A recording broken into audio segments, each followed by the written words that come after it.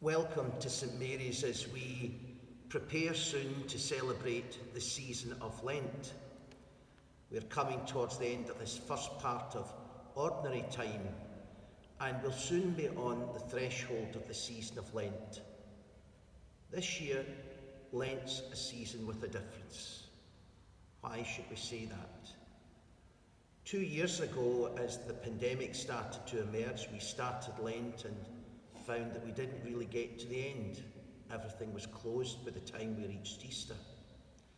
Last year, we started Lent literally in isolation and never really celebrated as much. But we were able to do something through Holy Week and the Easter Triduum, albeit in a very restricted way. This year, we hope to celebrate Lent. But might I suggest that you see Lent this year as a Lent with a difference. With a difference because things have changed. We're emerging from the pandemic. We have probably re-evaluated 101 things in our lives. And we might ask, what is really going on?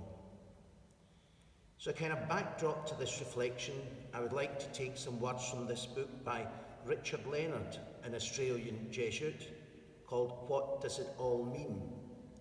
And it's quite an appropriate reflection as we're celebrating 500 years since what's been called St Ignatius's cannonball experience, the significant turning point in his life and a profound moment of conversion.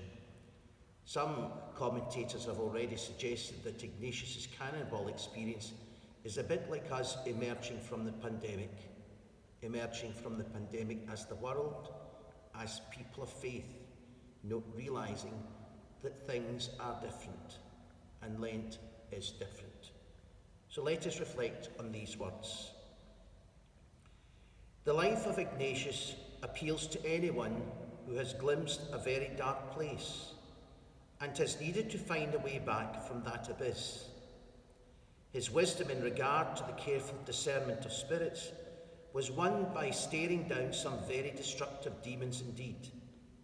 Most importantly, the insights of Ignatius are practical. In modern parlance, we would now say that Ignatius encourages us to keep it real. Ignatius says the spiritual quest starts with our desires, asking, what do I really want in my life? Our desires are pivotal to our search. We often look for all the right things in all the wrong places, and some pay for it for the rest of their lives. Unlike what many people think today, Ignatius would not rate being happy as the most important desire to have and possess. Not that he was against joy, and he certainly wasn't a member of the fun police. In fact, Ignatius was famous for his sense of humour, and he loved a party. It's just that he would argue against what we sometimes hear parents say they want for their children. I don't care what my kids do, as long as they are happy. Or we might say, I need to make some big changes in my life because I should be happier.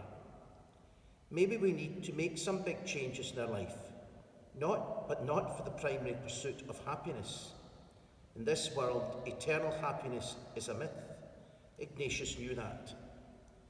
When he emerged from the darkness of that cave, Ignatius knew that happiness would be the welcome byproduct of living out the highest goals in life, to be most loving, hopeful, and faithful person possible. How would people respond if we were to make that response our new mantra to the question of what we most wanted for our kids?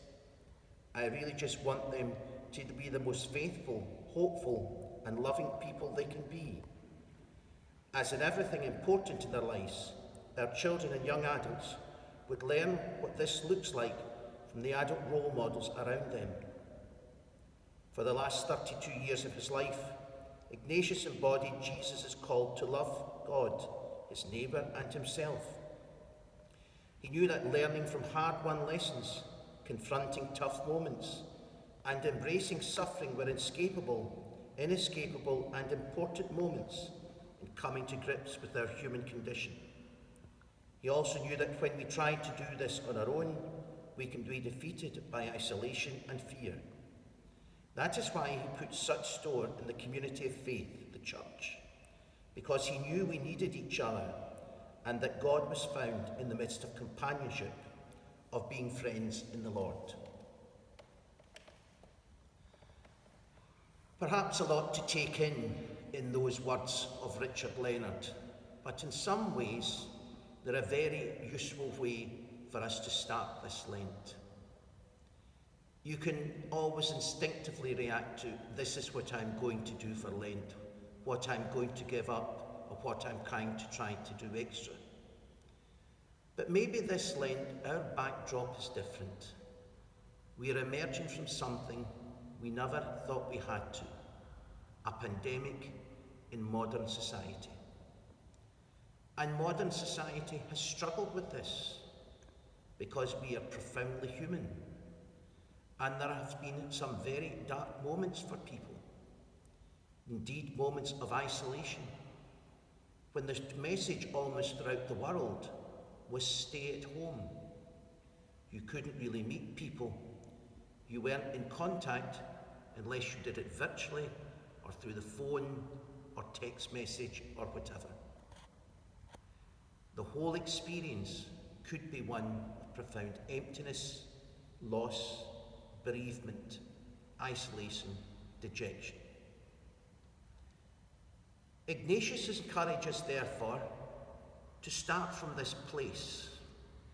So we start from where we have been. We start from people that have been through a pandemic. And as people of faith, many people struggled. Their ritual to their life of faith wasn't the same. They had to reconnect in a new way, and that was a great challenge. So this year, if you're willing and you can follow online, there is the Ignatian Retreat offered by the Ignatian Spirituality Centre in Glasgow to take us through the season of Lent, as it were with the backdrop of Ignatius's Cannonball conversion experience. I recommend it to you as something that makes you do Lent differently. I'm not suggesting you might do it better, but there's always that hope. If we were to look at the Gospels for the Sundays of Year C, which we will be following here in St Mary's and in St Joseph's, the second Sunday is always the Transfiguration. The third Sunday this year in Year C is the fig tree. Let us dig it one more year that it might actually bring forth life. The fourth Sunday is the prodigal son. The fifth Sunday is the woman caught in the act of adultery. What can we bring all this together? Transfiguration, drama, and a reawakening of faith. We are emerging from the pandemic, and therefore the drama of faith is real.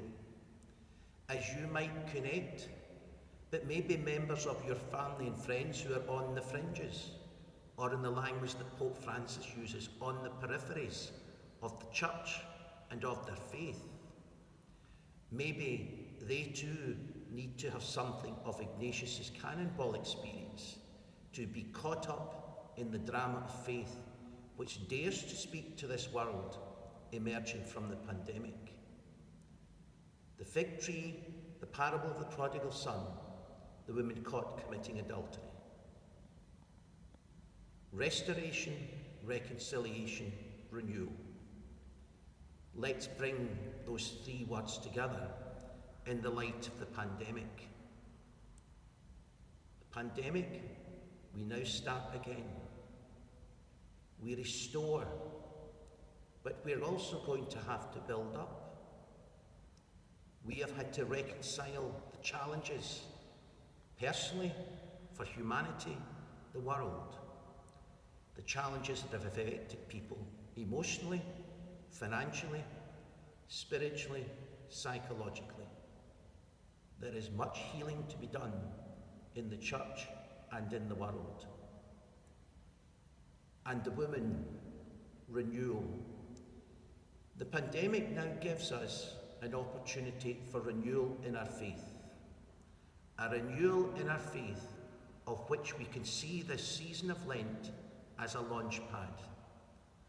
Not for you to be launched into the skies, no, to be launched again into your faith, to leave the dark places behind, to seek happiness, but not a sort of fancy happiness or a happiness of a feel-good factor.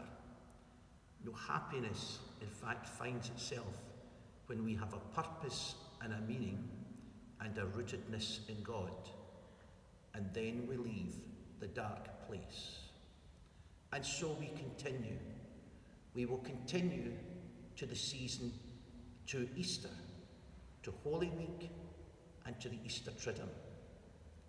So this year, make Lent different. Don't be saying, I'll just give up the cigarettes, I'll just give up the alcohol, and be miserable with it. Well, why don't you be miserable with God and embark on your cannonball experience and let God entice you and drag you out of the dark place, wherever it may be, to allow you to bask in his light, the light that will come from Easter. The title of Richard Leonard's book was, What Does It All Mean? I invite all of you to answer that question, and I dare you to celebrate Lent differently this year.